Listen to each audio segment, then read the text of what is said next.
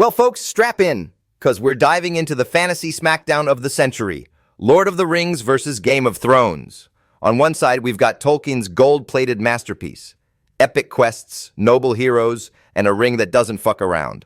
On the other, a bloated, incest-obsessed dumpster fire called Game of Thrones that stumbled over its own dick and landed face first in a pile of dragon shit. Middle-earth reigns supreme, while Westeros can choke on its own filth, and trust me, it's got plenty of that to go around. Let's start with the champ, Lord of the Rings. You got Frodo, a hairy little badass hauling the One Ring to Mount Doom like it's no big deal, with Sam, the real MVP, lugging potatoes and loyalty thicker than hobbit thighs. Aragorn's out there swinging swords like a Viking sex god, and Gandalf's dropping wisdom and kicking Balrog ass without even mussing his beard. This is a story with guts. 9 hours of pure brilliance where every elf, dwarf, and orc has a purpose.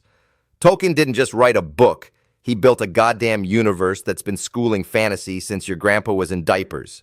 It's got heart, it's got soul, it's got a ring that rules them all without needing to flash its tits to prove it. Now, let's scrape the bottom of the barrel, Game of Thrones. Oh, sweet Jesus, what a disaster. 8 seasons of build-up, kings, queens, dragons, and more brother-sister boning than a hillbilly family reunion. And what do they give us? A finale so stupid it makes you want to gouge your eyes out with a spork. Daenerys, the dragon queen, goes full psycho, torching kids like she's auditioning for Arsonist Weekly, while Jon Snow just stands there, mumbling, "I done want it," like a lobotomized puppy. And Cersei?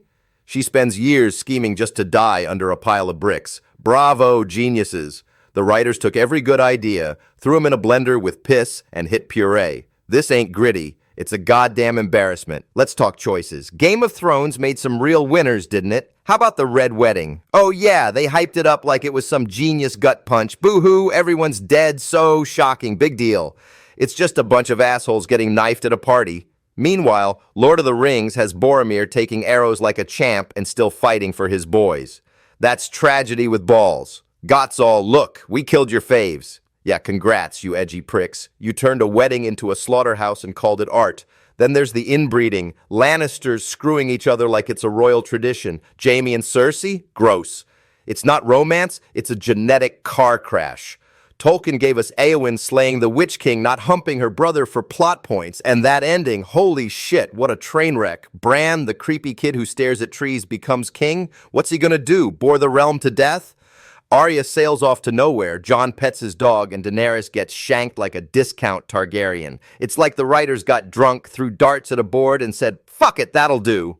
Compare that to Lord of the Rings. Frodo sails off with dignity, Aragorn takes the crown like a boss, and the eagles don't shit on the script. Got's a turd so monstrous it stinks through the screen.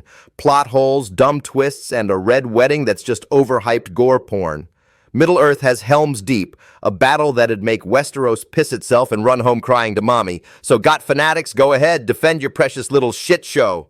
Clutch your dragons and your gritty realism while I'm over here laughing with hobbits who've got more spine than your whole cast put together. Lord of the Rings is a towering triumph, noble, epic, and badass. Game of Thrones? A cautionary tale of what happens when you let hacks with no balls ruin a good thing. Tolkien's gold versus a festering pile of inbred filth. No contest. Middle-earth wins, and Westeros can shove its stupid choices, its brother banging, and its red wedding circle jerk right up its dragon-scorched ass.